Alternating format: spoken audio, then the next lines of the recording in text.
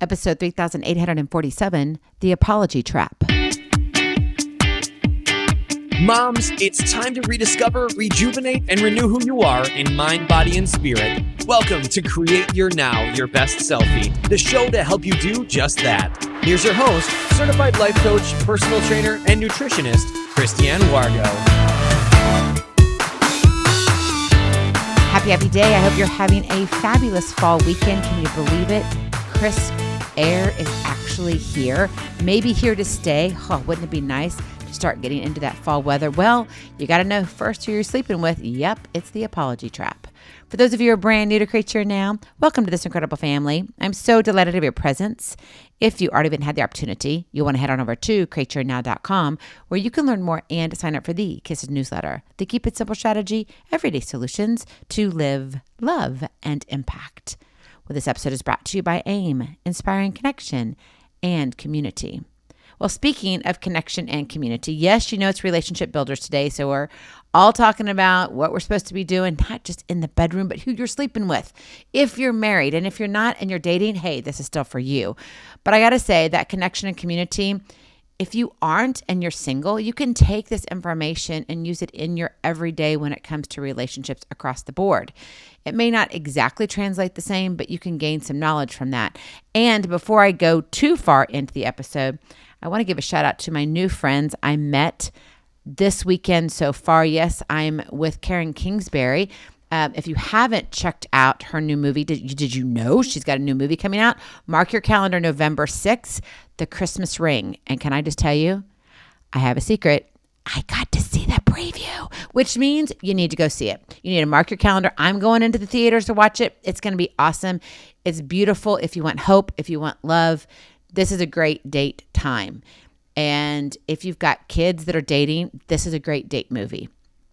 Also, if you have anything attachment to the military, yes, salute them to another great movie. So if, we've got lots of movies that are out there, but sometimes you just don't have the good Christmas ones. I'm just saying. So go see this one. Seriously. I love it. Absolutely love it. But let me give a shout out to Miss Tammy, Sherry, Shannon, Joy, and Storm. It's so great to meet you. And I look forward to spending some more days and time with you also. All right. With that, we've got to jump in because I know you got football going on, right? I've been watching some tennis, some football, enjoying time with Karen Kingsbury. Let's see, enjoying time with my mom. How do you get it all in, right? Sometimes we sit there and go, oh my goodness. And then you forget something. You're like, oh, I'm sorry. Oh, wait. And then you do something else. Excuse me, I'm sorry. And we do it to people we don't even know, strangers. We do it to our own spouses. We do it to our kids. And this whole thing of I'm sorry just always comes out of our mouth. Well, in marriage, saying I'm sorry can feel natural and even healing in the moment. But it often seems like the right thing, right? To say, okay, well, we got this. I'm sorry. It's the quick fix to tension. It's like, whew, it's the peace blanket, the peace offering, a balm for hurt feelings, right? It's like the Neosporin for your wound, right? You put it on that has a pain relief on it, like, oh, that feels so much better. But have you ever noticed that sometimes your apologies don't land with the weight or meaning you expect? Sometimes sorry becomes just a filler. Something said to smooth over a disagreement without real change or understanding. Welcome, my friend, to the apology trap. Oh, yes. Because you see, the apology trap is when you slip into that habit of saying, I'm sorry, excuse me, I'm sorry. Oh, I didn't mean to do that. I'm sorry. Yeah, we know. We all do it. Oh, I could have cooked it better. I'm so sorry. Oh, I should have gotten that. I'm so sorry. What does sorry even mean anymore? We just say it out of routine or pressure rather than genuine remorse. I mean, really? Are you sorry for running, by someone and maybe something slipped out? Maybe it wasn't like, I'm sorry, like, oh my gosh, you got hurt, but I was just kind of in your way. Maybe you're not really sorry. Maybe that's not the right word, but that's what happens. And when that happens, sorry loses its meaning and power. It no longer builds connections. Instead, it creates invisible walls.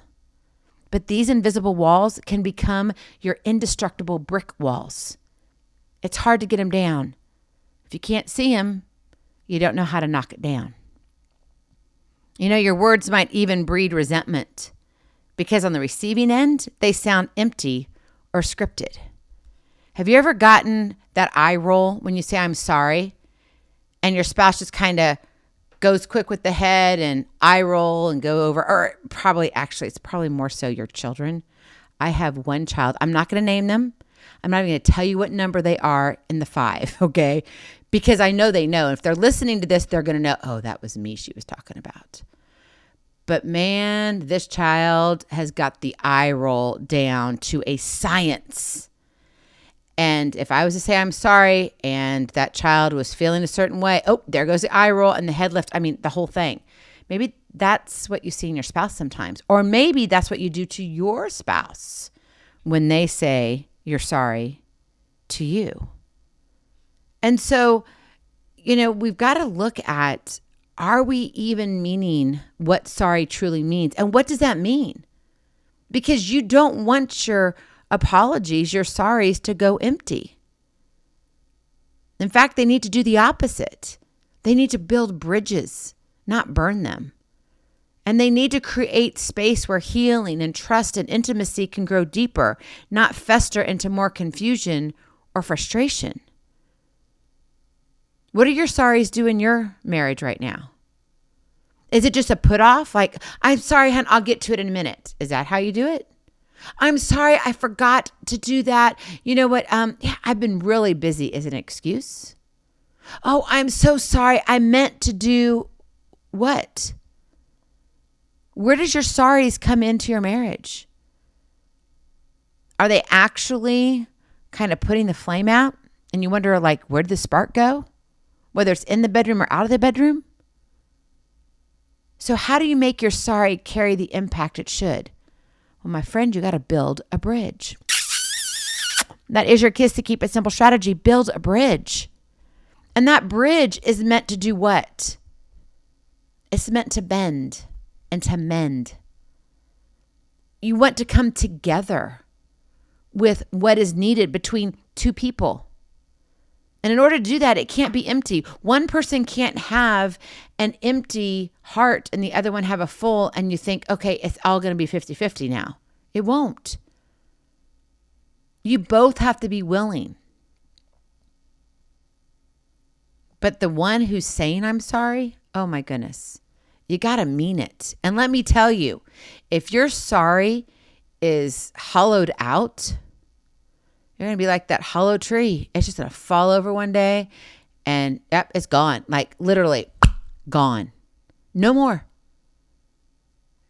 Your marriage is going to fall apart that fast because over time, the emptiness of your sorries have actually hollowed out your love for each other. And the heart no more has connection. It's like, nope, I'm done. I'm done. And then you wonder, why have you fallen out of love? Why is there a distance? Now, this isn't the only reason why this can happen in a marriage, but let me tell you, it's a big cavity building in your heart. You don't need that decay. You don't need your heart to rot away. So how do you build a bridge? How do you mend it and bend it to the point where it truly has the impact that you want? Well, number one, you got to own your impact, not just your intent. It's tempting to justify our actions or highlight how we didn't mean to hurt our partners, right? But I'm sorry isn't about your intentions. It's about acknowledging the effect your words or behavior had on your spouse. In other words, you got to own, okay, wait, how did that impact them? Not, oh, I am sorry for what I did because I felt like this. No. It's about them. I see how what I did hurt you. Not, I didn't mean to do that. This subtle but crucial shift shows you're tuned in to their experience and validates their feelings. Remember, it's not about WIIFM, what's in it for me. Right? You want to have a true foundation that's real and authentic. And that creates the connection that can withstand any storm. But you've got to be willing to own what you did and not just be like, oh, well, sorry. It's cute when you're just, barely 2 years old. I might be talking about someone here, adorable little granddaughter that I have. And she's kind of in certain stages, but this stage is saying sorry. And it sounds like she says, sasai, sasai. And she's, kind of picking on her brother a little bit. And so when mommy goes and says, you need to tell brother, sorry, sasai, sasai. And you're like, does it really mean anything? And right now, well, to her, it's kind of like that. She can get away with that at 22 months. But if you're 22 years old, if you're 62 years old, if you're 102 years old, I'm telling you right now, you can't get away with sasai, sasai. It sounds cute when you're little, but not as we get older and we have greater impact. So own your impact, not just your intent. They have got to feel, your spouse has got to feel the real, authentic, I'm sorry, and it's got to come from the depth of your heart. Number 2, show the willingness to change. Yeah. Okay, here. Listen up. If this is the only thing you get today, listen right here. Okay. I make my notes, so usually I can kind of tell where I want to go with this, but sometimes I just throw my outline, to the wind. But we'll see what happens today. Right now, listen up to this point. An apology that stops at words feels and sounds empty. If you truly want to build a bridge, your sorry must be backed by a sincere commitment to do better.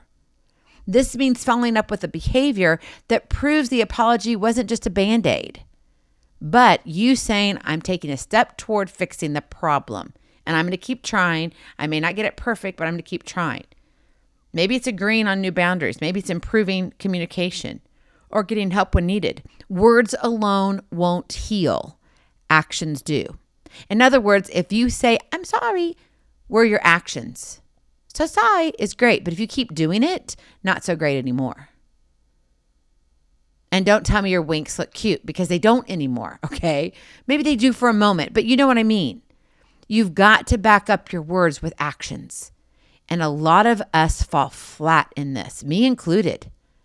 We say we're sorry, and it's like, oh my goodness. And then you catch yourself doing it not even an hour later, and you're like, what did I just do? Pay attention. Show your willingness to change and own it.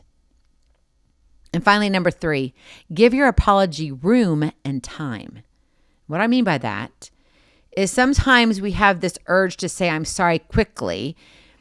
And it's just to end the conflict. Like, I'm done with this. I've had it up to here. I have no more patience. I'm sorry. Shut up and let's go away. Now, I do not use that word very often, but I'm using it now because I want you to listen up. That's exactly what you want from your spouse when you're saying, I'm sorry, cut it up, and then you're walking away. No more, I'm done with you. But effective apologies allow for space. Your spouse might need time to process their feelings before they even can accept your apology or before they even want to talk to you further. Rushing the fix risks diluting it. Did you hear me? Rushing the fix risks diluting it. Instead, say sorry clearly. Then leap into patience as the other person works through it. Meaning, your sorry can't come with like, surely we're going to be okay now in 10 minutes. Maybe not. It may take a little time. I don't know how much time. It depends on what the sorry is about. And that's going to be personal, right? It's going to be personal to your circumstances and experience, your situation. And so sometimes it may be weeks into a conversation of I'm sorry. Or it could be just seconds. And you got everything in between. But respecting this emotional pace builds trust and shows respect for their experience. Now understand this. The apology trap is a two-way street. But if you want to change how you're doing it and you want to get out of that trap, remember it starts with 1 and finishes with 2. So yeah, you can be the first one to start this. And eventually your spouse will be like, wow, what's different? I'm noticing something. Like, this is kind of strange. You know, she's changing this or he's doing that. Getting trapped in hollow apologies is tempting and easy. We've all done it. Own it. Seriously. Because if you don't own it, you can't change it. But your marriage deserves better. My husband deserves better. Your spouse deserves better. So why not do better? You see, your sorry should never be a reflex word tossed around to smooth over without thought. In other words, don't make your sorry a burp. It should be a bridge, solid, sincere, and built to last. If you want your apologies to resonate and repair, you got to own the impact.